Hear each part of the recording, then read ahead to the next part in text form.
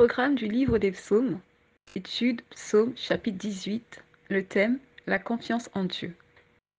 Texte de base, psaume 18, verset 1 à 2. Verset 2, je t'aime, ô Éternel, ma force. Verset 3, Éternel, mon rocher, ma forteresse, mon libérateur. Mon Dieu, mon rocher, où je trouve abri, mon bouclier, la force qui me sauve, ma haute retraite. Amen. Alors, shalom Église, shalom ma soeur Cédrice, ma bien-aimée sœur dans la foi en Jésus-Christ. Que Dieu soit glorifié aujourd'hui pour ce partage. Nous sommes dans la méditation et prière. Nous sommes dans le programme de méditation et prière du livre des psaumes. Donc aujourd'hui, je vais partager le psaume 18 par la grâce du Seigneur Jésus-Christ. Et le psaume 18 est un psaume, un chapitre qui est quand même lent. Donc, le psaume 18 comprend le verset 1 au verset 51. Donc, j'intitule ce chapitre « La confiance en Dieu ». Parce que dans ce chapitre, en fait, David exprime son amour et sa reconnaissance envers son Dieu, du fait de l'avoir délivré de la main de tous ses ennemis et de la méchante main de Saül. On peut le lire au verset 1 à 3. Je lis ta parole, Seigneur, dans le nom tout-puissant de Jésus-Christ. Psaume 18, versets 1 à 3. Au chef des chantres du serviteur de l'Éternel, de David, qui adressa à l'Éternel les paroles de cantique. Lorsque l'Éternel l'eut délivré de la main de tous ses ennemis et de la main de Saül, il dit, je t'aime, ô Éternel, ma force. Éternel, mon rocher, ma forteresse, mon libérateur, mon Dieu, mon rocher où je trouve un abri, mon bouclier, la force qui me sauve, ma haute retraite. Amen. Nous allons parler de la confiance en Dieu. Amen.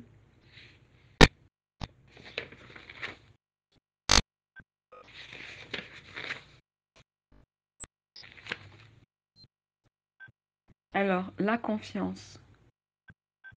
La confiance en général, elle est basée sur l'amour.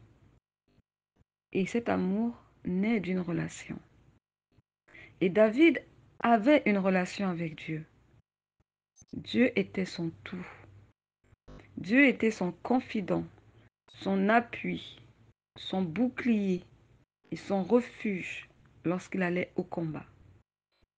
Dans ces moments de trouble, de difficulté, d'affliction et de persécution, David déversait son cœur à Dieu. David parlait à son Dieu de ce qu'il ressentait. Ça pouvait être ses peurs, ses frayeurs. Il ne cachait rien à Dieu. Amen. Donc David se confiait à Dieu. David disait la vérité selon son cœur à Dieu. Et parce qu'il avait cette assurance et cette confiance que son Dieu viendrait à son secours, que son Dieu le délivrerait de la main de ses détracteurs. Donc oui, bien-aimés, si nous disons avoir Christ en nous et que nous n'avons pas confiance en lui, cela veut dire que nous marchons en titubant. Nous clochons des deux côtés au fait. Et au final, nous ne plaisons pas à Dieu parce que nous manquons de foi. Or, sans la foi, nous ne pouvons pas plaire à Dieu. Amen. Nous allons aller dans le passage de Hébreux 10, 38. Merci Seigneur pour ta grâce.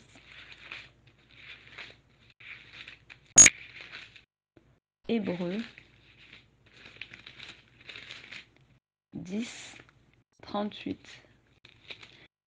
Voici ce que Dieu dit, l'Éternel Dieu Tout-Puissant. Voilà. Hébreux 10, 38, je lis dans le nom Tout-Puissant de Jésus-Christ. Et mon juste vivra par la foi, mais s'il se retire, mon âme ne prend pas plaisir en lui. Amen. Le juste de Dieu vit par la foi et non par la vue. Le juste de Dieu vit par la foi et non les circonstances qui nous entourent. Le juste de Dieu vit par la foi et non les difficultés, les épreuves, les combats, les attaques. Non, il vit par la foi. parce qu'il a foi en Jésus-Christ, que quel que soit ce qui lui arrive, il sait que Jésus est avec lui. Il sait qu'au temps convenable, Jésus-Christ interviendra dans sa situation. Amen. Et cela, quel que soit le temps que ça durera. Donc, je poursuis. En tant qu'enfant de Dieu, nous devons placer notre confiance en l'éternel Dieu et non aux hommes, non aux membres de nos familles ou à nos proches. Nous devons apprendre à dépendre de l'Esprit du Seigneur et non des hommes. Nous devons faire un pas si Dieu nous l'ordonne. Nous devons avancer si Dieu nous dit avance.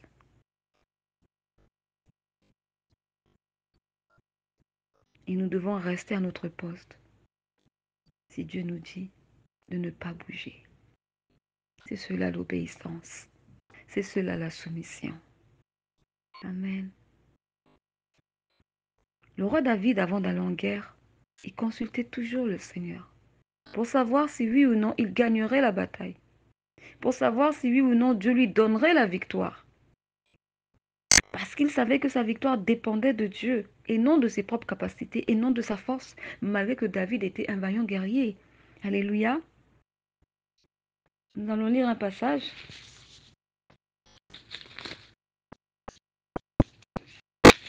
Donc, nous sommes dans le passage de 2 Samuel, chapitre 5, à partir du verset 19. Je lis dans le nom tout-puissant de Jésus-Christ. David consulta l'Éternel en disant, « Monterai-je contre les Philistins?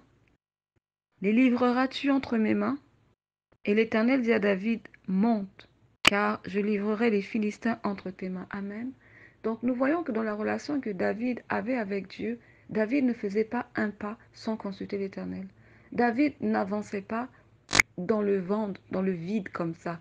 Il avançait tout en sachant que Dieu était avec lui. Il avançait tout en sachant à l'avance ce qu'il attendait en avant, parce qu'il consultait Dieu. Amen. Et c'est valable pour nous aussi, chrétiens du XXIe siècle. Dans tout ce que nous voulons entreprendre de faire, nous devons d'abord consulter Dieu au préalable. On ne peut pas se lever et décider de faire ci, ça, ça. Non, ça c'était dans le monde. Nous l'avons fait quand nous étions dans le monde. Parce que nous étions influencés par l'esprit du monde. Mais une fois qu'on est en Christ, nous avons revêtu Christ. Le Saint-Esprit, c'est lui qui nous conduit dans toute la vérité.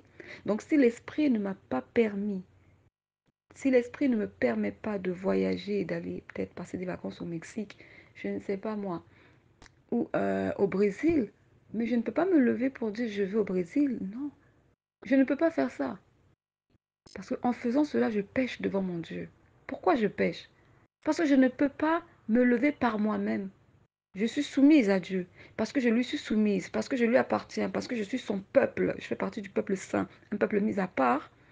Je dois consulter mon Dieu. Seigneur, me permets-tu d'aller au Mexique?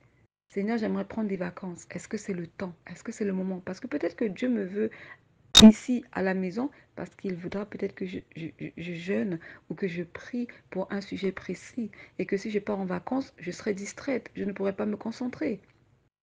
Alléluia. Donc c'est important de comprendre cela. Appartenir à Christ, quand vous dites que j'appartiens à Jésus, quand vous dites que oui, je suis chrétien, oui, je suis né de nouveau, je suis disciple de Jésus, mais vous appartenez parce qu'il y a une transaction qui s'est faite, bien-aimé. Nous étions dans les ténèbres.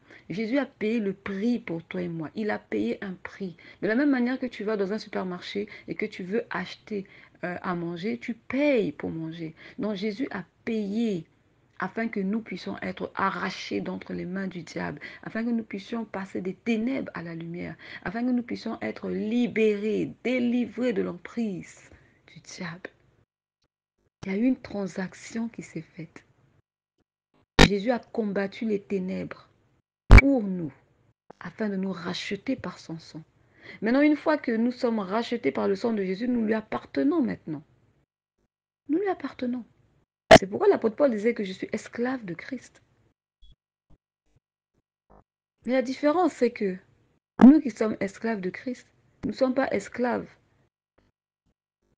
dans le but de souffrir, mais nous sommes esclaves dans le but de gagner le ciel. Amen.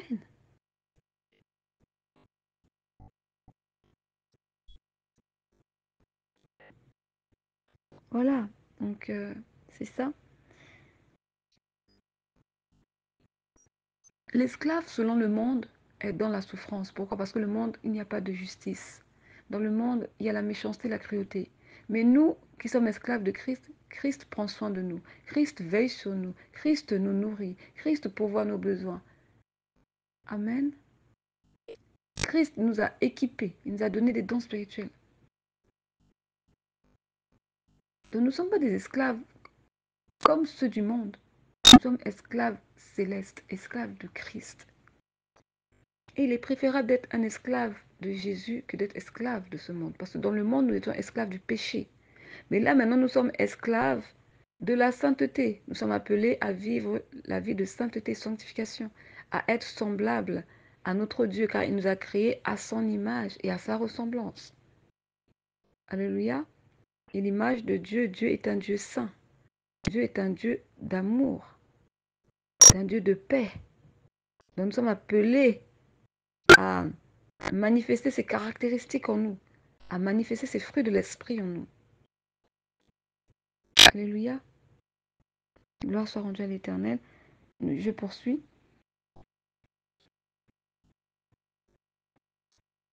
Donc David a consulté Dieu et Dieu lui dit, va, j'ai livré tes ennemis entre tes mains.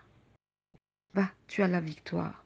Donc David part avec assurance, parce qu'il sait qu'il a la victoire. Donc, on poursuit, on va lire dans Nombre. Nombre. Cette fois-ci, Nombre 14. Oh là là. 14 à partir du verset 42-43. Donc là, nous voyons aussi l'effet inverse. Donc David, il consulte Dieu, Dieu lui assure la victoire. Et là, nous allons, avec le peuple d'Israël, quand ils étaient sortis, quand Moïse les a sortis de l'Égypte, ils étaient dans le désert. Dans le désert, ils se sont rebellés au fait face à Dieu. Et cette rébellion a donné au fait, on va dire, un châtiment, un jugement, une malédiction. On va lire. Nombre 14, versets 42 à 43. Ne montez pas, car l'Éternel n'est pas au milieu de vous. Ne vous faites pas battre par vos ennemis, car les Amalécites et les Cananéens sont là devant vous, et vous tomberiez par l'épée, parce que vous êtes détournés de l'Éternel. L'Éternel ne sera point avec vous. Amen. Donc, consulter Dieu aussi nous permet de savoir si oui ou non il est avec nous. Et s'il n'est pas avec nous, nous le savons. Et si Dieu n'est pas là, ne forçons pas. Parce que si Dieu n'est pas là, tout peut nous arriver. Amen. Tout peut nous arriver. C'est pourquoi nous devons faire attention nous devons veiller au fait à ce que nous ayons une bonne relation avec le Seigneur. Et veiller sur sa relation avec le Seigneur veut dire se préserver des choses du monde, euh, s'éloigner du péché, s'éloigner de tout ce qui n'honore pas, qui ne glorifie pas Dieu, afin de demeurer en bon terme avec le Seigneur, en harmonie, dans la vérité de sa parole. Amen. Gloire soit rendue à l'Éternel. Nous poursuivons. Donc, c'est Dieu qui donne la victoire. Amen. C'est Dieu qui élève. C'est Dieu qui abaisse. C'est pourquoi, pour marcher avec Dieu, il faut apprendre à le connaître. Il faut développer une relation avec lui en passant du temps dans sa présence, à méditer sa parole, à prier, à jeûner, à être sur le terrain, c'est-à-dire faire son œuvre, évangéliser, faire du bien. On va aller... Oui, on poursuit. David était un homme de terrain. Il ne faisait pas que lire la loi, mais il faisait l'œuvre de Dieu en allant au combat. Quand il a affronté Goliath, c'était l'œuvre de Dieu. Parce que David a affronté Goliath avec la main puissante de l'Éternel, pas par lui-même. Alléluia. On va lire ce passage. Donc, alors, nous allons lire comme verset d'appui 1 Samuel 17, 46. Je lis dans le nom tout-puissant de Jésus-Christ. Aujourd'hui, l'Éternel te livrera entre mes mains. Je t'abattrai et je te couperai la tête. Aujourd'hui, je donnerai les cadavres du camp des Philistins aux oiseaux du ciel et aux animaux de la terre et toute la terre. Amen. Donc David, il parle au nom de l'Éternel. David est conscient qu'il ne va pas battre Goliath par sa propre force, parce qu'il n'a pas de force, mais sa force vient de l'Éternel. Alléluia. Donc dans la relation que David a avec Dieu, David est conscient que tout lui vient de Dieu. Et parce que tout lui vient de Dieu, il est soumis à Dieu. Parce qu'il sait que dans la moindre désobéissance, c'est lui qui sera perdant. Amen. Merci Seigneur pour ta grâce. On poursuit. Alors, quand vous êtes sur le terrain, c'est-à-dire vous faites l'œuvre de Dieu, Dieu vous parle. Il vous donne des instructions. Il vous dit quoi faire. Vous collaborez au fait avec Dieu. Mais si vous n'allez pas sur le terrain, comment voulez-vous développer ou apprendre avec le Seigneur? Comment voulez-vous agir? Comment voulez-vous servir le Seigneur? Ou encore, comment voulez-vous savoir de quelle manière se comporter avec les âmes du Seigneur? Bien aimé, c'est en allant sur le terrain. C'est comme on dit, quand on a un diplôme, le diplôme c'est de la théorie. Maintenant, il faut pouvoir appliquer les connaissances que nous avons acquis lors de nos études. Et c'est pourquoi nous allons en entreprise, pour pouvoir pratiquer cela maintenant, mettre en pratique ce qu'on a appris. Donc c'est la même chose avec le Seigneur. Je médite la parole, oui, mais ensuite il faut que je la mette en pratique. Et quand je médite la parole, je lis un passage dans lequel Jésus me dit, allez faites de toutes les nations des disciples. Donc c'est un ordre. Donc Jésus veut que j'aille annoncer la bonne nouvelle, que j'aille prêcher l'évangile. Donc je vais sur le terrain. Mais le terrain est inconnu pour moi. Je ne sais pas qu'est-ce qui m'attend sur le terrain. Donc c'est en priant, lorsque je me prépare avant d'aller à l'évangélisation. Je prie, je remets cette journée entre les mains de Dieu, je remets ce moment entre les mains de Dieu. Et quand je sors, l'Esprit maintenant me dirige. Il me dit, arrête-toi et parle à cette personne. Donne-lui exactement ce message. Demande-lui de se repentir. Parle à telle personne. Dis-lui d'augmenter sa vie de prière. Dis-lui, parce que des fois tu vas tomber sur des chrétiens, des fois tu vas tomber sur des païens, des fois tu vas tomber sur des chrétiens qui ont été déçus et qui sont retournés dans le monde. Donc il y a plusieurs catégories de personnes que tu rencontres lorsque tu es sur le terrain pendant que tu évangélises. Et il n'y a que le Saint-Esprit qui puisse mettre les paroles dans ta bouche, afin que ces personnes soient touchées, afin que ces personnes soient interpellées, afin que ces personnes soient... qu'il y ait une prise de conscience au fait en eux. Amen. Gloire à Dieu. Donc c'est important d'aller sur le terrain.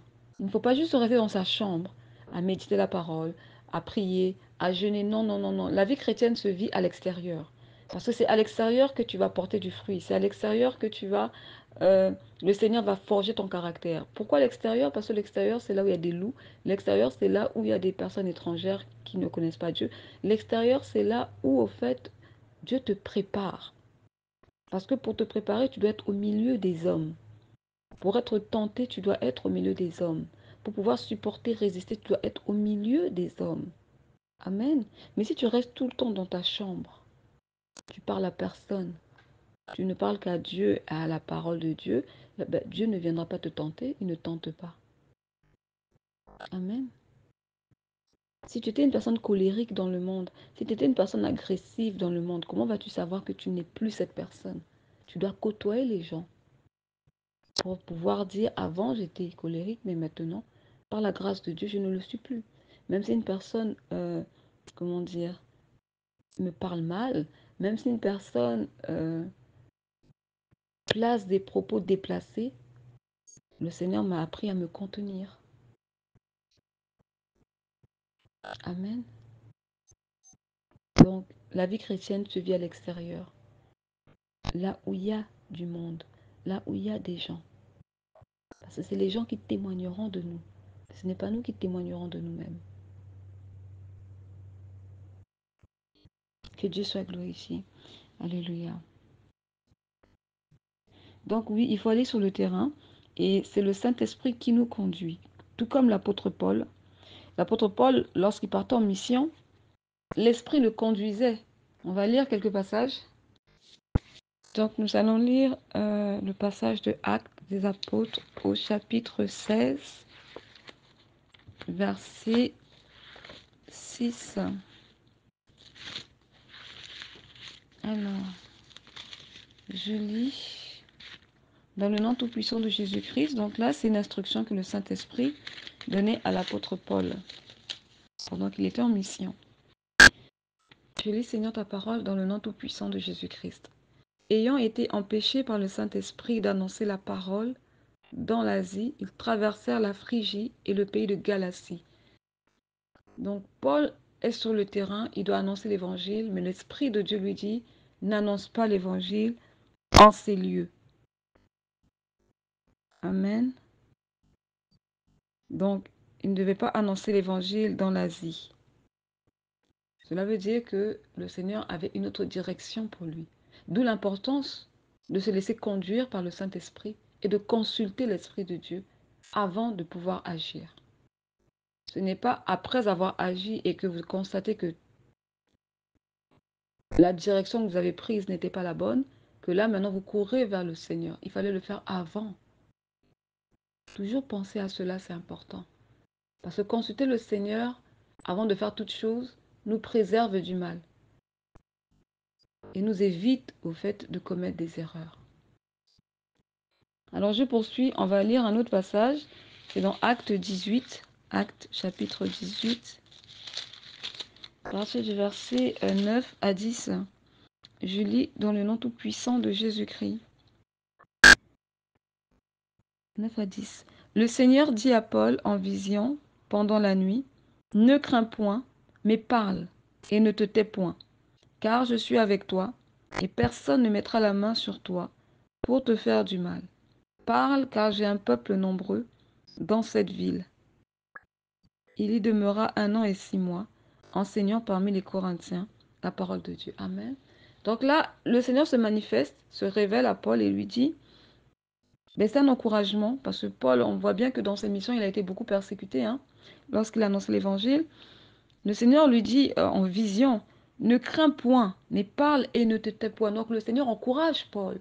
Malgré les persécutions, malgré les menaces, malgré les attaques que tu reçois, ne te tais point.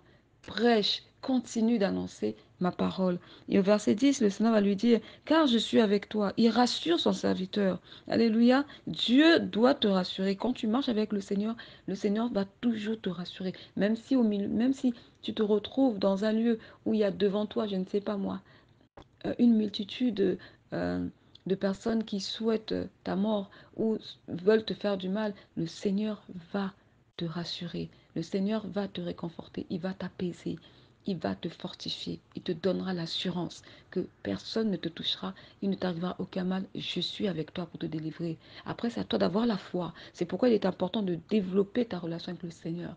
Parce que quand euh, tu as foi en celui en qui tu as cru, et tu sais que celui en qui tu as cru n'est pas un homme pour mentir. Tu sais qu'il est fidèle et que sa parole est vraie. Alors tu as foi en l'Éternel. Amen.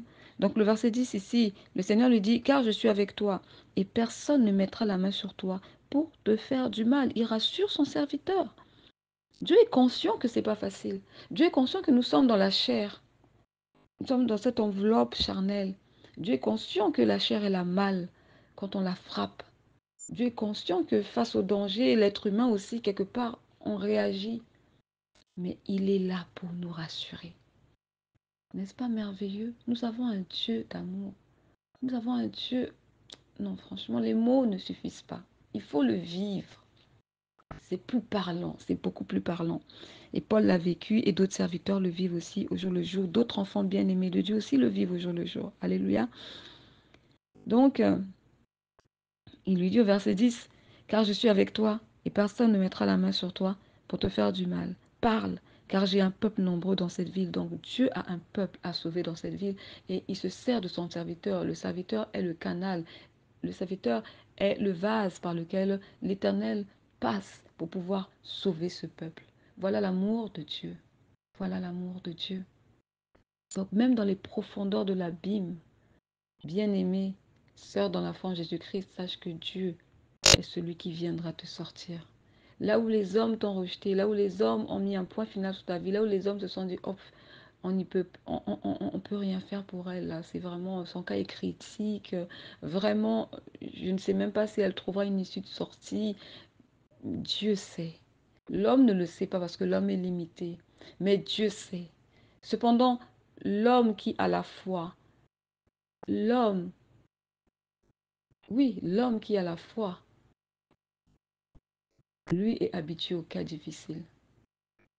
Paul était un homme qui était habitué aux cas difficiles. Parce que là, il est dans un endroit qui apparemment semble être dangereux, mais Dieu vient le rassurer. D'autres personnes auraient démissionné, auraient dit non Seigneur, c'est trop dur, je ne peux pas rester, je ne veux pas rester ici, je ne veux pas risquer ma vie.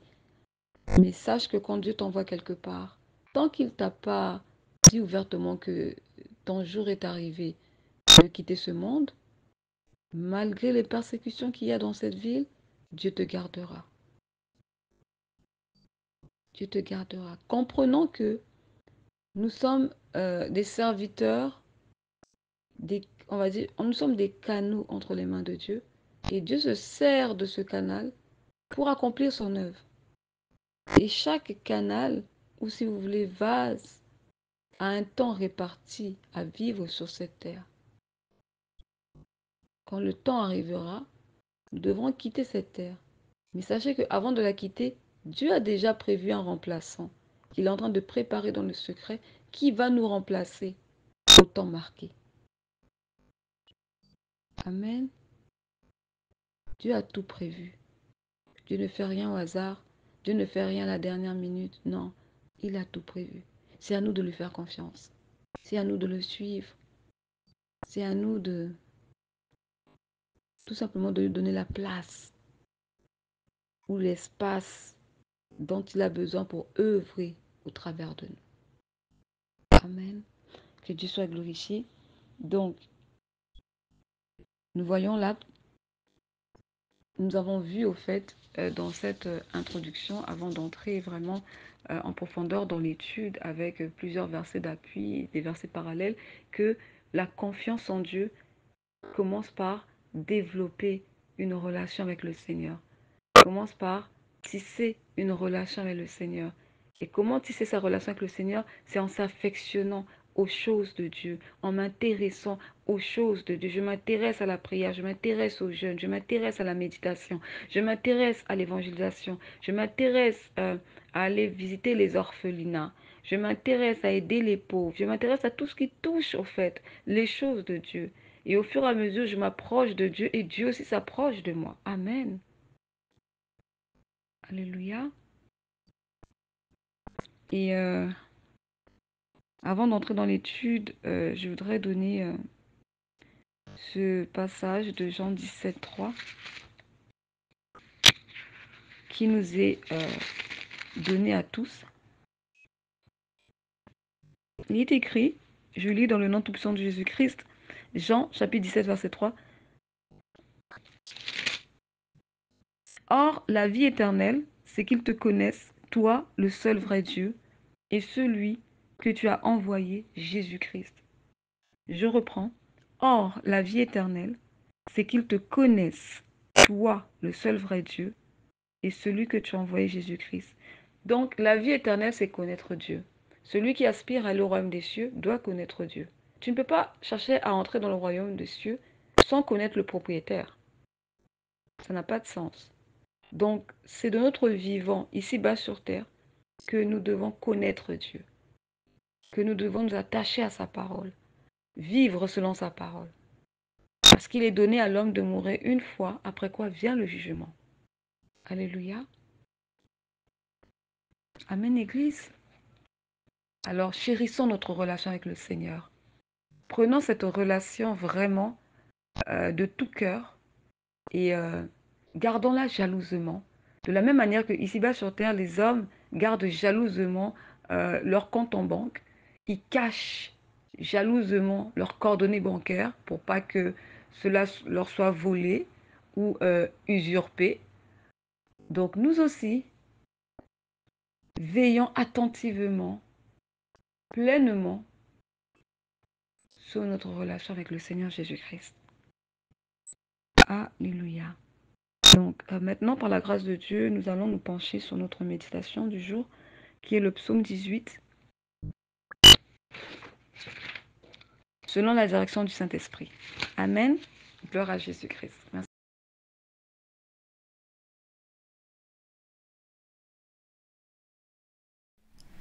Suite, partie 2, psaume 18.